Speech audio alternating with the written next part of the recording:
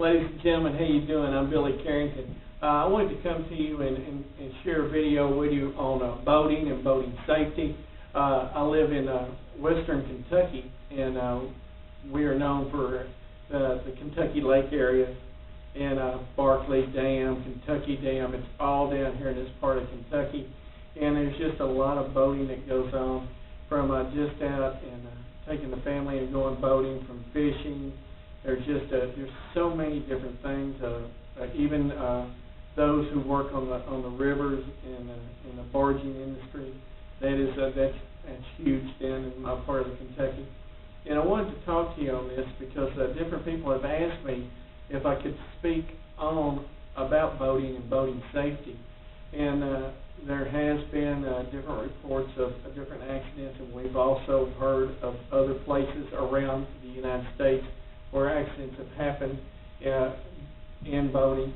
And what I wanted to touch base with you on is, like, when you go to go and start your day and you're planning out your day to go boating, whether you're going fishing or taking the family on an outing, and or maybe going you want to go skiing, whatever it may be, what I want you to do is, before you start that day, and start to kind of plan out what you're going to be doing on the water, and also leaving messages, letting family members know, leaving your cell phone number, with other people. Okay, now we're going to be at this area, we're going to be on the water. You may not be able to get us right away, but we'll be on the water. And put down the hours, like how long you're going to be down there on the water. If you're going to be an hour, we're going to be in the water for an hour, skiing and stuff, or we're going to be there for 4 or 5 hours. Because either way, if you stay in touch with your family and friends, and you let them know, and say, we'll call in around, if you're going to leave out at noon, and then you're going to, try to call in at least every 2 hours. At least that kind of makes everybody know, and you kind of watch 2 hours, you're going to be taking a break anyway. So as you kind of go through your time and all, remember, you got a schedule. Keep a schedule. It keeps everybody safe. The next thing, you want to know that who's going to be with you. Are they on any forms of medication that they need to take? Because there's so many of us that takes medication. So you want to look at that and see by taking that medication, whether they need to be exposed to, how much sun they can be exposed to, or even how that medication will affect their bodies if they're in the water. There's different things. And in the medications, you can see the list and go over that, and also find out if they need medication throughout the day. Like different ones need medication. They may have to have, maybe if a certain thing happens to them during the day, they may have to have a shot or something. So you want to check on that. You also want to take extra water and also food, but make sure you take extra water, because as you're out there on the water, you're going to be, you won't realize it, but then you're going to be in amongst just the sun. There's not going to be a whole lot of shade. So that sun's going to draw your water out of you. So you're going to be sweating. You're going to be you got to rehydrate. So make sure you carry a cooler with water, and nothing against soft drinks at all. I enjoy them myself, but I want you to really concentrate on water, having lots of water, because there are some products that contain some sodium or maybe too much sugar, and you got to kind of watch out with the gifts that you may have on your boat. Always look and see what the capacity that your boat can hold as far as people that will be with you. Because you want to look at that, because if your boat's only licensed from the manufacturer to carry so many people, then that's what you got to really go by that. Even though maybe 3 or 4 others wanted to get on board, and we might be able to do it this time, don't take a chance on that. Please don't take a chance on that, because no one wants to get hurt while you're out having fun. Even though you may think, well, we could probably get away with it. Don't do it. Don't take that chance with your own life or with anybody else's. And just say, no, we're at our capacity. And if they don't understand that, then maybe the next time you go out, invite them, and y'all can go out. But try to watch how that goes. And you know, and if they say, well, you know, there ain't nobody going to know, just say, hey, you know, the law officials, you know, they're on the water now, and they are. County and state are on the water, and all the fish and game, they'll be out there.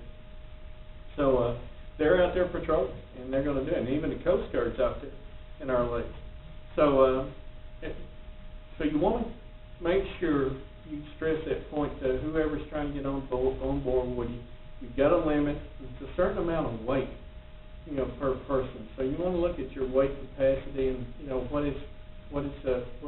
you're set up for. And then, this is a very crucial thing right here. Please listen to this. You want to look and see what your boat is, how many life jackets you have, because each person on that boat has to have a life jacket. Even though they may say, well, I don't want to wear no life jacket. If they're on your boat, let them say, hey, you got to wear a life jacket. Because if they don't wear a life jacket and something happens, you're responsible. You know, I mean, and they can run into so many complications for you, and it could run you for life. If anybody's on your boat, make sure they're wearing a life jacket. It doesn't matter how small or how large, they have to have a life jacket if they're on your boat. That's the rule of the water out there. The next thing is, some people like to carry other kind of beverages. And on the water, and you're going to be out there and you're going to be hot, you're going to consume more beverages.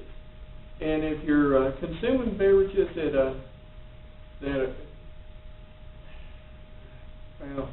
if you're consuming beverages that can cause you to become intoxicated, you've got to watch that, because out there on that lake, as far as what I've been told, and it may be different in different places, but you're not allowed to drink on that lake, as far as I know. Now, if you're out there and you're drinking, now that may change because of some of the rules have changed as far as the counties. Certain counties, I think, are wet now down there, so there may be a little difference in the rule. But you'll have to check with that county, you know. But I would say it's probably the rule is there's probably no drinking on the water.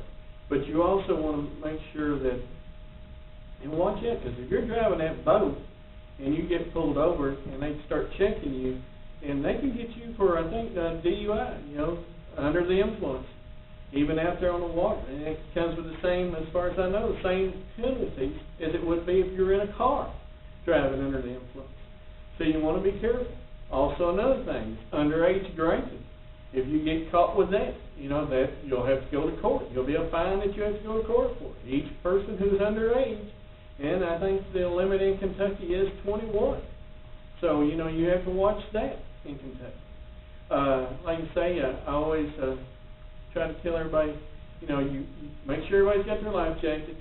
Make sure those who are needing medications take their medications when they need to. Talk with each one before they get on there. And also, take a break. Make sure that you take a little break. Go somewhere, get off the boat, have some sandwiches, do something, just get off for a little bit, take a little break, 30 minutes or so. I think that they say you're supposed to be either, I think, 45 minutes to an hour, you're supposed to stay out of the water after eating. And that's because it causes you to have cramps. Because the blood is doing what? Trying to digest what food you put in. So you want to watch that as you get back in the water after you've been eating. You know, take that serious. Don't play with that kind of stuff. That stuff you can lose a life over it. And so if you see someone who is eating, you know, hang out with us on the boat. Don't get in the water. Don't go skiing yet. Don't dive in. Go swimming. Hang out with us. Let the food digest. And you, like I say, I think it's 45 minutes to an hour. Then I believe that you can get back in the water. I believe that's right. Check with the rules. You'll be able to see the safety rules. It should be booked in your boat. And it's something else you should always carry. And always make sure that you've got communications on the water, either a radio that you can speak to, you know, talk to other people. I think a lot of them are using citizen band radios.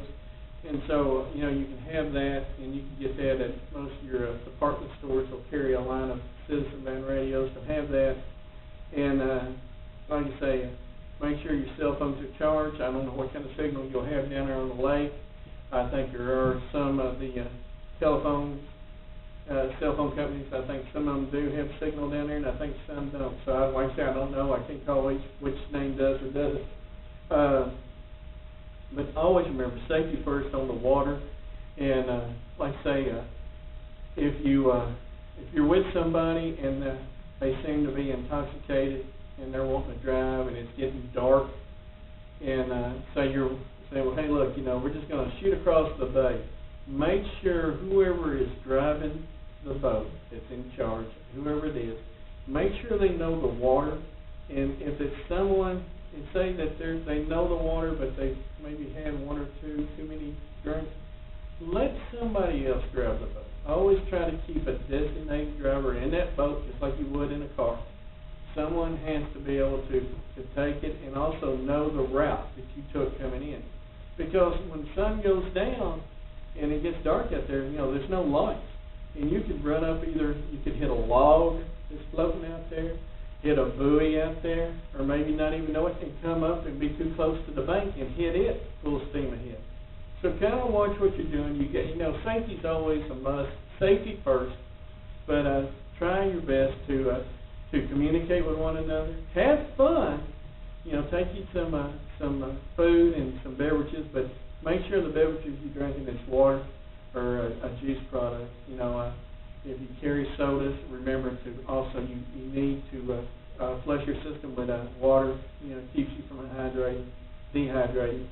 And also while you're out and about and you're out in the sun, make sure that you wear plenty of sunblock. That's something that is so right now is just you have to have sunblock anymore. You've got to protect yourself while you're out there. Also, those like children, small children, if they haven't been out in the sun very much, make sure they're wearing something because they'll just get burnt so quickly. It's always good to have something over your head as far as a hat or a cap. A straw hat would be good. It would kind of keep it off your face. And also sunglasses. Wearing some form of eye protection out there on the water because the water, throughout that sun, all the glare from the sun hitting the water and bouncing back off. So wearing sunglasses should be is one of the things that you want to take. But also, you may want to make sure you got towels on there, clean towels to dry off with after you're done. And maybe even take a change of clothes. So where if you decide later you want to go somewhere and have something you can put on, because remember, if you're going into a little place, a boat dock or somewhere where they serve food and other people around, it's always nice to be respectful. Maybe put a pair of shorts on if you're wearing a bathing suit, and throw on a t-shirt or something, and always say, wear some sandals or something. Don't walk around too barefooted, all the time. Keep a little something there about yourself, have a little respect. And if you do that, and like I say, just safety first. That's about as much as I can really stress on that. Safety first. Go over your plans in case of emergency. Have a backup plan. Who to call in case something happens. And if you can't get a hold of that person, who's the next person to call? Because you never know what could happen. Try to have as much fun as you can. Respect the laws. Know what the laws are out on the water. But then also have fun and enjoy being with each other out there on the water. Have fun, have fun, have fun. But be safe. Ladies and gentlemen,